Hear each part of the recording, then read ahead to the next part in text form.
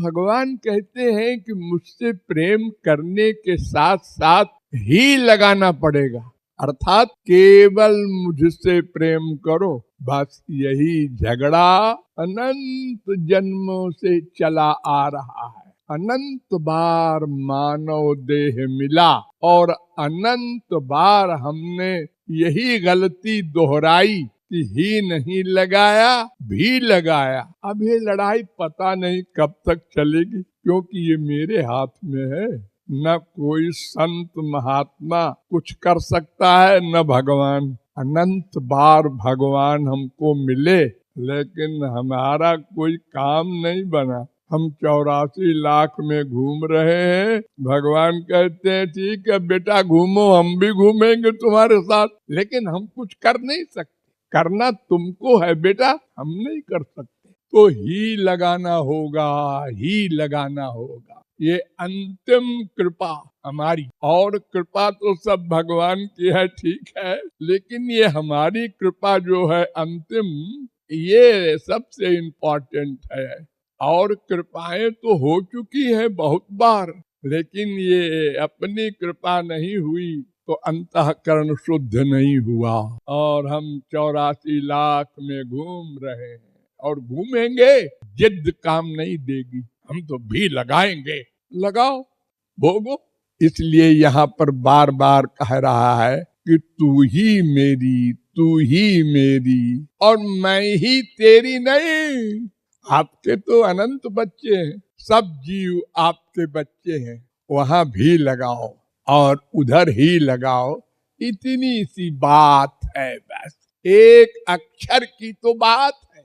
मन को कभी दुश्मन के अलावा मित्र न मान लेना। क्यों? ये मन ऐसा विश्वासघाती है कि मित्र बन करके तुम्हारा सर्वनाश कर देता है, मित्र बन करके। इसलिए इसका विश्वास न करना। मैंने आपको बताया था ना कि सौभरी मुनि मथुरा में यमुना के भीतर सिर करके साधना करने वाले, और एक क्षण के कुसंग ने उनको मन का गुलाम बना लिया और मानधाता की 50 लड़कियों से शादी करके 5000 पुत्र पैदा किया। तब होश आया और चिल्ला कर कहा, अहो इमं पश्यत में विनाशम। अरे मनुष्यो, मेरा सर्वनाश देखो। तुम भी मन से होशियार रहना। इसलिए मन से दुश्मनी के द्वारा उसको हराने की बात न सोचना। अगर दुश्मन कमजोर हो तब भिड़ना चाहिए, नहीं तो मार खा जाओगे। अगर कमजोर आदमी पहलवान से भिड़ जाता है तो वो एक झापड़ लगा के गिरा देता है, और कोई शत्रु है ही नहीं इस जीव का। वेद कह रहा है, ब्रह्म बिंदु उपनिषद का दूसरा मंत्र, मन एव माने ही, मन ही मनुष्य को 84 लाख में घुमा रहा है। और यही मन परमानंद धाम भगवान में भी पहुंचा देगा, और कोई पहुंचाने वाला नहीं है। जब तक मन भगवान में न लगाओगे तब तक कोई तरकीब काम नहीं देगी। कोई बल, तपस्या हो, कुछ हो, माया को नहीं जीत सकते, इसलिए मन को नहीं जीत सकते। सूरदास ने चैलेंज कर दिया, हृदयात् यदि निर्यासि पौरुषम गणयामिते। हृदय ते जब जाहु तो मर्द बदोंगो तो।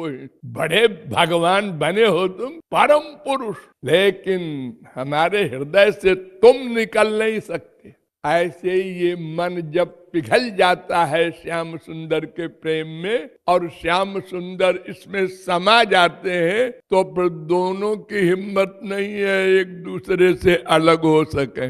इसलिए उस शत्रु मन को मित्र बनाने के लिए भगवान के नाम रूप लीला गुण धाम में, इस लीला से ऊब जाए दूसरी लीला में ले जाओ। दूसरी में बोर हो जाए, तीसरी में ले जाओ, उसी एरिया में घुमाओ, तब लत पड़ जाएगी। लत कहते हैं हमारे संसार में। ये सब शास्त्र वेद कह रहे हैं कि बंधन और मोक्ष का कारण मन है, इसको जीतने की कोशिश न करना, इससे हार मान लो। और इससे दोस्ती करने के लिए इसको भगवान की ओर ले जाओ। न जाए तो न जाए नहीं, ये तो घोर बेवकूफ है मन, जिधर चाहो उधर चला जाता है। खाली लालच दे दो, तुम जो आनंद चाहते हो ना, हाँ, इसीलिए तो संसार में भाग रहे हो, हाँ, वो भगवान में है। ये उसकी बुद्धि में बिठा दो, वो उधर चला जाएगा। ये अकाट्य फिलॉसफी है। बिना भक्ति के नाम से काम नहीं चलेगा।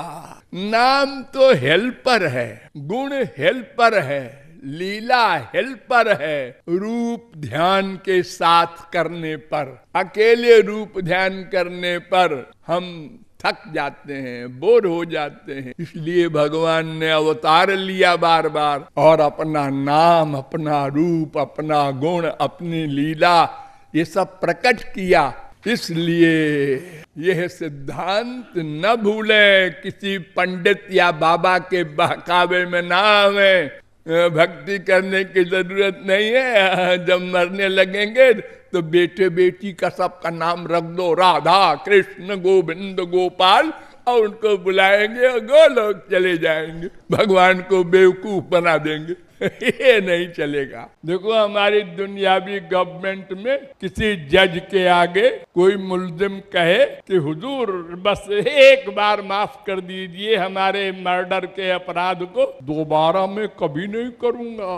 जज कहेगा ठीक है, लेकिन ये अपराध का दंड तो भोगना पड़ेगा। तो भगवान के यहाँ सब माफ। शरणागत हुआ, अहं त्वाम सर्व पापेभ्यो मोक्षयिष्यामि। अर्जुन छुट्टी, वो फाइल जला दी गई, अब खत्म। उसमें 3 गुण हैं, 3 कर्म हैं, 3 शरीर हैं, 5 क्लेश है, 5 कोश है, जितनी गड़बड़ियां हैं सब 0/100। उनकी जननी जो माँ है वो भी गई, और सदा पश्यन्त सूरया, ये सब गड़बड़ियां सदा को गई, और भगवान का सारा सामान सदा को मिल गया। ये अंतिम कृपा।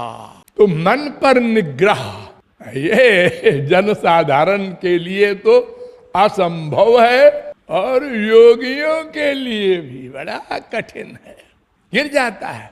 आरुज कृष्ण परम पदम ततः पतंति। तमोगुण रजोगुण को जीत लेने के बाद सत्व गुण में प्रतिष्ठित समाधिस्थ आत्मज्ञानी भी गिर जाता है। गिर जाने का मतलब यही मन है। योगिनः कृतमैत्रस्य पत्युर्जायेव पुंश्चली। योगी लोगों का मन भी भ्रष्ट हो जाता है। इसीलिए पतंजलि ने कहा कि अगर मन चंचल हो जाए, न कंट्रोल में आवे, तो फिर श्री कृष्ण की शरणागति करना सब लोग।